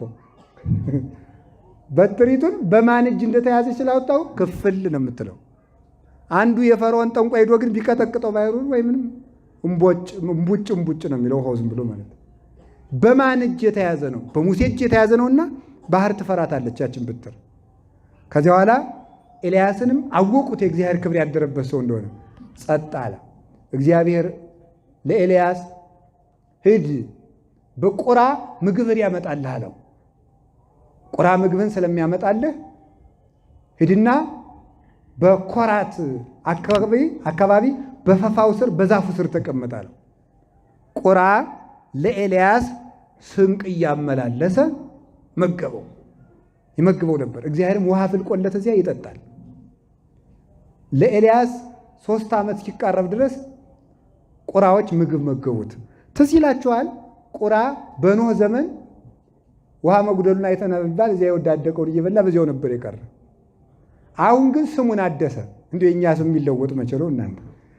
አሁን ስንቅ አቀባይ ሆነ። በእውነቱ የሚደንቅ እኮ ቁራ ሲለወጥ ሰው አይለወጥም። ግን እንደ ትናንትናው ዝም ብሎ ጉጅ እንዳለ ማለት ነው። ሀኖሩት ይገኛል ዝም ብሎ ማለት ነው። ቁራ እኛም ቀማኛ የነበርነውን ስንቅ አቀባይ ለመሆን ያብቃል። ሊቃውንቱ ግን ምንድነው የሚተረጉሙት? መቼስ መጽሐፍ ቅዱስ እኮ ለነፍሳችን ጥጋብ የተጻፈ የእግዚአብሔር ምግብ እኮ ነው። እና ቁራ ኤልያስ የእግዚአብሔር ምሳሌ ሲሆን በቁራፍ መመገቡ፣ በቁራፍ የመጣውን ኤልያስ ሳይጸየፍ መመገቡ እግዚአብሔር የኃጢአተኞችን ጸሎትና መስዋዕት ሳይንቅ የመቀበሉ ምሳሌ ነው። እንዲህ አድርጎ ኤልያስ እየተመገበ ኖረ። ኋላ እግዚአብሔር ዝም ብሎ ቢያይ ኤልያስም ዝም አዝንም አልላለ። እግዚአብሔር ደግሞ ለፍጥረቱ ያዝናል። ይችን ምግብ ካላስቀረዋት ኤልያስ አዝንም አይልም ብሎ ምግቧን አስቀረ እግዚአብሔር። ኤልያስ ቋንም ይፌይቶ ለቋ በቁራም የቁራ ወንበዴ ያለበት እንዴ ያለ ዘወር እያለ የለም። ዋይቱንም ዶ ቢያ የለም። 3 ጊዜ እየተመላለሱ ቢያ የለም። ቢያይ ኤልያስ ዝም ቁጭ። ምግብ አምጣይን እግዚአብሔር የማይለወጥ ብርሃን ማለት እኮ ይሄ ነው። እንዴት ምግቤን ታስቀርብኛለህ አትሉ እናንተ ብትሆኑ? አንተን ብዬ ወጥቼ እንዴት ምግብ ወዴት አጣ? በጸሎቴ ነው ይህን ዝናብ የዘግ እሺ ሰማይ የለጎመ ጸሎት እንዴት ምሳ ያሳጣኛል ብሎ አለማጉረምረሙ ይደንቅ። ቁጭ ረሃቡን ታግሶ በረሃብ ሊሞት አይደል? ትዕግስቱም ድንቅ ነው ብሎ እግዚአብሔር መጣ። ኤልያስ ሁር ውስጥ ሀገረ ሰራፕታ ወበህየ ተሴሰየ ካህቲ መበለት ወደ ሰራፕታ ሂድ፣ በዚያች አንዲት ድሃ ሴት አዘጋጅቼልሃለሁ፣ እሷ ትመግብሃለች አለው። ሲሄድ ወረከባ እንዘ ተአጥብ ጸው ይላል። ጭራሮ ስትለቅም አገኛት። አንቺ ሴት እንደምን ዋልሽ? እባክሽ ውሃ ስጭኝ አላት። በኤልያስ ጊዜ ውሃ አለችው። እሱ ነውና ማለት ነው። ማን መስሎሻል አላለም። እባክሽን ውሃ አላት። በእሺ አለችው። በዚያውም ውሃ የምጠጣበት ቁራሽ እንጀራ አምጪልኝ አላት። አይ እኔ ያለችኝ እፍኝ ሙሉ ዱቄት ናት፣ በማሰሮዬም ትንሽ ዘይት አለች። ያችንም እኔም ልጄም አንተም በልተናት እንሞታለን። ከዚህ በቀር ሌላ እንደሌለኝ እግዚአብሔር ያውቃል አለችው። ደግ ሴት ነበረች በእውነቱ ማለት ነው። እና እግዚአብሔር ያውቃል። እንግዲያስ ሂጂና ቶሎ ጋግሪው፣ ስትጋግሪ ግን ረሃብ ጸንቶብኛልና መጀመሪያ ለኔ ያምጭልኝ፣ ለአንቺና ለልጆችሽ ኋላ ትጋግሪያለሽ አላት። አሁን ሊቃውንቱ ምን ይላሉ? ኤልያስን ያህል ጀግና ቁራ ቢቀር ውሃ ቢደርቅ ዝም ያለ ጀግና እርቦት ለምግብ ሳስቶ ሳይሆን መጀመሪያ ከምትበሉት ሁሉ ለቤተ ክርስቲያን ስጡ ሲል ነው ይላሉ ሊቃውንቱ ማለት ነው እንጂ ኤልያስ ለምግብ ተጨንቆለት አይደለም። በእውነቱ አለመጨነቁ ነው። አላሳያችኋለሁ። መልአክ እየገለገለው ሁሉ አልበላም ብሎ እየተኛ ማለት ነው። ቢደረግ ቢሰራ እምቢ ብሎ ነበረ። ስለዚህ ነቢዩ ኤልያስ መጀመሪያ ለቤተ ክርስቲያን መጀመሪያ ለምን በሉ ንገሩ እንጂ እናንተ ግን መጀመሪያ ማንም ይበላል እና መጀመሪያ ስለምትበሉ መከራም ሲመጣ መጀመሪያ የሚደርስባችሁ በዚህ ነው። እና መጀመሪያ አትብሉ፣ የመጀመሪያውን ለእግዚአብሔር ስጡ፣ ቅድሚያ ለቤተ ክርስቲያን ስጡ ለማለት ነው። ያንን አደረገ። ዘዋዳ ገባ። ያላትን ስላቀበለች ስለሰጠችው ቤት ሁሉ በረከተላት። አሁን ትንሽ ነገር ኑሯችሁ ያችኑ እግዚአብሔር አምጧት ቢል ምን ትላላችሁ? አሁን ኑሮ ተወዷል አሉ። ዘይትም ተወዷል፣ በርበሬም ተወዷል። ምን ያልተወደደ ነገር አለ ማለት ነው?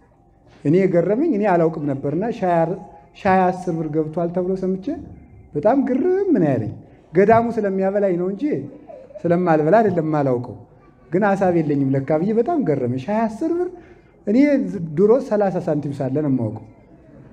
ያም ተወዶ በ10 ሳንቲም 10 ዳቦ የሚሸጥበት ጊዜ ምን ያውቃለሁ በእውነቱ ማለት ነው። እንዴት እንደዚህ ይሆናል? በጣም ይገርማል። ግን አሁን እንደዚህ በዚህ ዘመን 2000 ብር ደመወዝ ኑሯችሁ አስራት አውጡ ብትባሉ ምን ትላላችሁ? ኑሮ ባይወደድ እሺ፣ ግን በዚህ ሰዓት እንዴት ላወጣ እችላለሁ ነው የምትሏል። ግን ያለን መስጠት የሌለን ያሰጣል። ያለን ሲሰጡት እግዚአብሔር ደግሞ የሌለ አምጥቶ ይሰጣል። ይሄ ነው መስጠት ማለት። ይቺ ሰው ያላትን ሰጠችው፣ ያላትን ሰጠችው። ኤልያስ ደግሞ የሌላትን ጨመረላት። እግዚአብሔር ይበርክት ብሎታል፣ ይበርክትልሻል። ቅዱሳን ኤልያስ ሲገባ ዝናቡ እስከሚዘንብበት ጊዜ ድረስ ዱቄቱ ሳይጎድል ዘይቱም ሳይጎድል ኖረ። ማን? የእግዚአብሔር ሰው ኤልያስ በቤቷ ስለገባ። የእግዚአብሔር ቅዱሳን በቤታችን ሲገቡ በረከታችን ሁሉ የሞላ ይሆናል። አጋንንት ከመቤታችን ጀምሮ ቅዱሳንን ከቤታችን እንዲወጡ የሚለፍብን በረከት የለሾች ለማድረግ ነው። በረከት የሌለን ሰዎች እንድንሆን ነው። ኤልያስ ሲገባ በረከት ሞላላት። ይች ሰው ይበርክትልሽ አላት። ኋላ ደግሞ እዚያ ምዶ ነቢዩ ኤልያስ ዝም አለደው። እግዚአብሔር ደግሞ ለፍጥረቱ አሰበ። ይጠይቀኝ እንጂ ብሎ ማለት ኤልያስ እንዲሁ እግዚአብሔር እኮ ቅዱሳን እንዴት እንደሚያከብረ እግዚአብሔር ሰው ነው ትዕቢተኛ እንጂ እግዚአብሔር ደግ ነው። እኔ የፈጠርኩት ሰማይ ነው፣ እሱ ቢገዝ ታዲያ እኔ እንግዲህ ላዝንም እንጂ አላለም። እሱ ለእኔ ብሎ ይሄን ያህል መከራ እየተቀበለ እኔም ከሱ ቃል ሳላገኝ አላዘንም ብሎ እግዚአብሔር አላዘን ብሎ እግዚአብሔር የኤልያስን ቃል አክብሮ ኖረ። እግዚአብሔር ያከበረውን ቃል ሰው አያከብርም፣ አከበረው። ኋላ ልጇን አስታቅፈው ውሃ ሄደች። እንደታቀፈችው ሞተ ያጻል። አንደኛ ነቢየ እግዚአብሔር ነኝ እያለ የሰው ልጅ ታቅፎ ሲሞት ጸሎቱ ምንም የማይጠቅም ሊሆን፣ ሁለተኛ ደግሞ ልጁ እሷ ሳትኖር የሞተ ነውና ገሎብኝ ነው ብትልስ። ኤልያስ በዚህ ጭንቀት ውስጥ ሆነ። እንግዲህ ያነፍሰ ገዳይ መጣ እባላለሁ እንጂ ማን ነቢየ እግዚአብሔር ይለኛል ብሎ ነቢዩ ኤልያስ ታቅፎ አሰገነት ላይ አውጥቶ 7 ጊዜ እየወደቀ እየተነሳ እየወደቀ እየተነሳ እየወደቀ እየተነሳ ጸለየለት። ሕፃኑ ተንቀሳቀሰ። በጸሎቱ ሲንቀሳቀስ ያ የሞተው ሕፃን ተነሳ። ኤልያስ የወደቀው የተነሳው አበው በትውፊት እንደሚተረጉሙት 7 ጊዜ ነው። ይሄ ሙታን ወደ ቤተ ክርስቲያን ሲሄዱ በ7 ምዕራፍ የሚደረግ ለሙታን የሚደረገው ፍትሐት ነው። ሕይወት ያገኙበታል ማለት ነው። ሕይወት ያገኙበታል። ሰውየው ቢሞት ቤተ ክርስቲያን አትሞትምና እግዚአብሔር ደግሞ የሕያዋን አምላክ ስለሆነ በክርስቶስ አምኖ የሞተ ሰው ሙት አይደለም።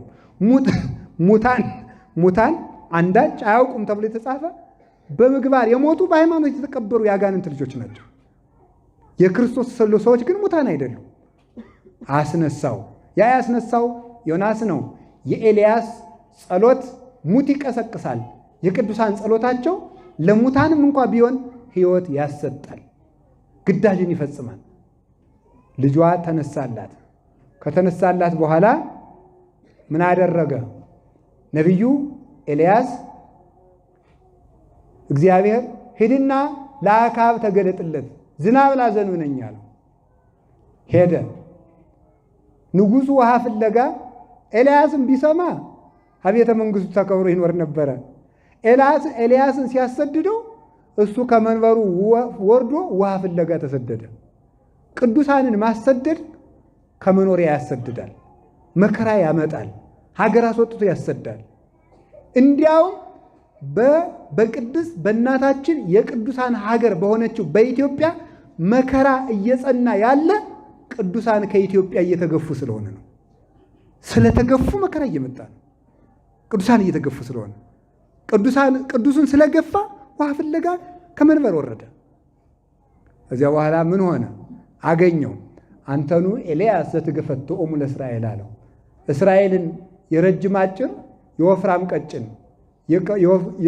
የወፍራም ቀጭን የቀይ ጥቁር የምታደርጋቸው እስራኤልን የምትገለባብጣቸው ኤልያስ አንተ ነህ አለው። ያለ አዋቂ የባለጌ አነጋገር አኮ አነ ዘገፈትኦሙ ለእስራኤል አለ አንተ ወቤተ አቡከ። እስራኤልን የምገለባብጣቸው እኔ አይደለሁም አንተና የአባት ቤት ጣዖት እያመለካችሁ ነው እንጂ አለ። እስከ ማይዜኑ ታነክሱ በክልዮን የጋያቲክሙ ለመቤል አምላክ ኪያሁ አምልኩ ወኪያሁ ትልው ወለመ እግዚአብሔር አምላክ ኪያሁ ትልው ወኪያሁ አምልኩ። ቤል አምላክ ከሆነ እሱን ተከተሉ፣ እግዚአብሔር አምላክ ከሆነ እግዚአብሔርን ተከተሉ። እስከ መቼ ጊዜ? አንድ ጊዜ ወደ ኃጢአት፣ አንድ ጊዜ ወደ ስርየት፣ አንድ ጊዜ ወደ ጣዖት፣ አንድ ጊዜ ወደ እግዚአብሔር ስትሉ ትኖራላችሁ። እስከ መቼ ልባችሁ ሲያነክስ ይኖራል? አሁንም ጣዖታቱን አሰብስብ፣ የጣዖት ካህናትን አሰብስብና መስዋዕት አቅርበው እኔም ላቅርብ። መስዋዕቱን እግዚአብሔር የተቀበለለት ሰው አምላኩ እንከተላለን አለው። 450 የጣዖት ካህናት ተሰበሰቡ። ማለዳ መስዋዕታቸውን አቀረቡ። መስዋዕታቸውን አቅርበው ቢጸልዩ ጣዖቱ አልሰማም አለ። ቢጸልዩ አይሰማም። ቢደረግ ቢሰራ ኋላ እንዲያው እስኪ እናንተ ደማችን ጭምር እንሰዋለት ብለው ደማቸውን እያፈሰሱ ቢሰውለት አልሰማን። ወሐዘ ይሳለቅ ቦሙ ኤልያስ ቴስበያዊ ይላል።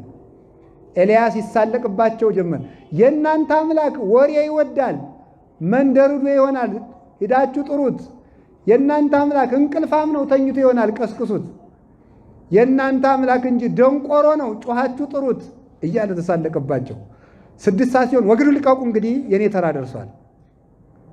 12 ቻል ውሃ 12 መረባረብ ድንጋዮችን ጎለተ፣ እንጨቱን ረበረበ፣ ጸፈጸፈ። እዚያ ላይ ስጋውን አርዶ አወራርዶ አስቀመጠ። 12 ቻል ውሃ ድግሙ ሰልሱ እያለ በላዩ ላይ አፈሰሰበት። ከዚያ በኋላ አምላከ እስራኤል ቅዱስ እግዚአብሔር እኔ ከብርበት እገንበት ብዬ አይደለም፣ አምልኮት ተዘነጋ፣ እስራኤል ተጨልጠው ተገኝተው ወደ ጣዖት ሄዱ ብዬ ነው። ክብርህን ግለጥ ብሎ ጸለየ። ሲጸልይ እሳት ከሰማይ ወርዶ ስጋውን በልቶ እንጨቱን በልቶ ደንጊያውን በልቶ ከምድር ስንዝር በላለት ይላል። ከዚያ በኋላ የእግዚአብሔር እውነቱ የጣዖት ሐሰቱ ተገለጠና እነዚያንም አስፈጃቸው። ቀርሜሎስ ወስዶ ከወንዙ ዳር ፈጃቸው። ራሱን የቻለ ምስጢር አለው። 12ቱ ድንጋዮች 12ቱ ሐዋርያት ናቸው። በዚያ ላይ የፈሰሰው ውሃ ጥምቀት በሐዋርያት ስልጣንና ክህነት በሐዋርያት ትምህርትና ስርዓት የምትፈጸም ስለሆነች ነው። እሳት በእኛ ላይ የሚያድረው የመንፈስ ቅዱስ ምሳሌ ነው። ስጋው የሚጠመቁ የምዕመናን ምሳሌ ነው። በዚያ ላይ የወረደው እሳት መንፈስ ቅዱስ ነው። ኤልያስ እሳት እንዳወረደ ቅዱሳን መንፈስ ቅዱስ እንዲወርድ ይጸልያሉ። መንፈስ ቅዱስን በመካከላችን ይሆናሉ እንጂ መንፈስ እግዚአብሔርን የሚያረቁ ጣዖታት አይደሉም። በአክዓብ ላይ ያደረው ነው እንጂ የጣዖት መንፈስ በኤልያስ ላይ ያደረው የጣዖት መንፈስ አይደለም። በኤልያስ ላይ ያደረው የጣዖት መንፈስ አይደለም፣ የእግዚአብሔር መንፈስ ነው። ኤልያስ የመንደር እሳት አያመጣም። ኤልያስ የሚያወርደው የሰማይ እሳት ነው። በዚህ ዓለም ያሉ ሐሰተኛ ነቢያት የመንደር እሳት የሚጭሩ ናቸው። እንደ ኤልያስ ያሉ ቅዱሳን ግን የሰማይ እሳት ያወርዳሉ፣ አምልኮተ እግዚአብሔርን ይመሰክራሉ። ኤልያስ በጸሎቱ እሳት አውርዶ የእግዚአብሔርን አምልኮት እንደመሰከረ ሁሉ ቅዱሳን የእግዚአብሔርን ክብር የሚመሰክሩ ናቸው እንጂ የእግዚአብሔርን ክብር የሚጋርዱ አይደሉም። ኤልያስ እንዲህ ካለ በኋላ ኤልዛቤል ቢነዳድ የነደደው ሰው እውቀት የሌለው ሰው ዱላ ነው የሚቀድመው። በክርክር የተጠቃ ሰው ዛሬ ምንድን የሚያደርገው? ዱላ። መናፍቃን ሲሻቸው ቤተክርስቲያን ሲሻቸው መሳደብ፣ መከራከር ሲያቅታቸው በዱላ ነው። የታወቀ ነው እንግዲህ ማለት ነው። አዛ ሲያቅቱት ወማኩ አንተ ኤልያስ ወማኩ አኔ ኤልዛቤል፣ ኤልያስ በዚች ምድር ወይ አንተ ኑረህባት ወይ እኔ ኑሬባት። ቀድሞ ስደት፣ ረሃብ፣ መከራ በዚህ ሁሉ አልተለወጠም። አሁን ደግሞ ጸልዮ ሰማይንም ለጉሞ ይህን ሁሉ አድርጎ አምልኮት እግዚአብሔርን አስመስክሮ ከዚህ በኋላ ደግሞ መከራ መጣበት። በዚህም አልተለወጠም። ኋላ ምን አደረገ? ሸሽቶ ሄደ። ከክትክታ ዛፍ ስር ተኛ። ተኝቶ ሳለ ፈጣሪ እኔ ከአባቶች አልበልጥም ግደለኝ አለው። ይህንን ቴዎዶሲዮስ የሚባል የቤተ ክርስቲያን ሊቅ ሲተረጎም ምን ይላል? ከአባቶች አልበልጥም ግደለኝ ማለው እባክህ የአባቶችን የሰማዕትነት ክብር አትቀማኝ ማለቱ ነው። እኔም በሰማዕትነት እንድሞት ፍቀድልኝ ማለቱ ነው እንጂ ኤልያስ ፈርቶ አይደለም ይላል መጽሐፍ ቅዱስ ላይ። ፈርቶ የተባለለት ሲተረጎም ይህ ነው። ከአባቶች ክብሬን እምወደው አይደለም። ኤልያስ ፈራ። ኤልያስ ከኤልዛቤት ስደት ሰደድ ፈራ ማለት ሰማዕትነት ይቀርብኝ ይሆን ብሎ ነው የፈራው እንጂ መከራውን አይደለም የፈራው። በዚህች ሀገር ኑሬባታለሁ የአባቶችን የሰማዕታቱን የሌሎችን የነቢያት የአቤልን የደም የሰማዕትነት ክብር አትቀማኝ አትንሳይ ብሎ ጸለየ ማለት ነው ይላሉ አባቶች። አልበልጥማን ተኛ። ሐዘን እንቅልፍ ያመጣል። ተኝቶ ሳለ ከክትክታ ዛፍ ስር ነው መልአኩ ቀሰቀሰው። ኤልያስ ኤልያስ ኤልያስ አለው። ቀና ሲል እንጀራ በመሶበ ወርቅ የሚጠጣ ነገር ደግሞ ውሃ ማለት ነው በማሰሮ አገኘ። በላ። ረሃቡን ፈጅ ትንሽ ቀምሶተኛ። ኤልያስ ኤልያስ ብሎ ያው ቅድም ሳስቶ አይደለም አላልኳችሁ? መልአኩ ደግሞ ቀሰቀሰና ብላ ኤልያስ አለው። ቀምሶተኛ። ሶስተኛ ተንስ ወብላ እስመ ርሁቅ ፍኖትከ ዘተሐውር፣ የምትሄድበት ሀገር ሩቅ ስለሆነ ተነስና ተንስ ወብላ እስከምትጠግብ ድረስ ብላ አለው። ኤልያስ እስከሚጠግብ ድረስ በልቶ በመከራ ሳይለወጥ፣ በስደት ሳይለወጥ፣ በነገስታት ማስፈራሪያ ሳይለወጥ፣ በረሃብ ያልተለወጠው ኤልያስ፣ በመከራ ያልተለወጠው ኤልያስ ሞት ሳይለውጠው በእሳት ሰረገላ ተነጠቀ። በሃይማኖቱን በመከራ ያለወጠ እግዚአብሔር ደግሞ ክብሩን ሳይለውጥበት የማይለወጥ ክብር ይሰጠዋል። የቅዱሳን አምላክ ሁላችንን የሚያክብረን ምን ይመስላችኋል? ያ መሀል ላይ ክትክታይቱ ቤተ ክርስቲያን ናት። ኤልያስ የተኛባት ክትክታ ማለት ሁላችን የምንጠጋባት ቤተ ክርስቲያን ናት። ከትራሳችን ያለችው መሶበ ወርቅ እመቤታችን ናት። ወርቁ ንጽሕናዋ ነው። ከውስጡ ያለው ኤልያስ የተኛ ከትራሱ መሶበ ወርቅ ነበረ። ነቢያት የሞቱት መሶበ ወርቅ ድንግል ማርያምን እያዩ ነበረ። ከዚያ ውስጥ ህብስተ ሕይወት ክርስቶስን ተስፋ አድርገው ነበር የሞቱት። እዚያ ላይ ያንን ተመገበ ማለት ምዕመናን ያንን ይመገባሉ። ህብስቱ ኢየሱስ ክርስቶስ ነው።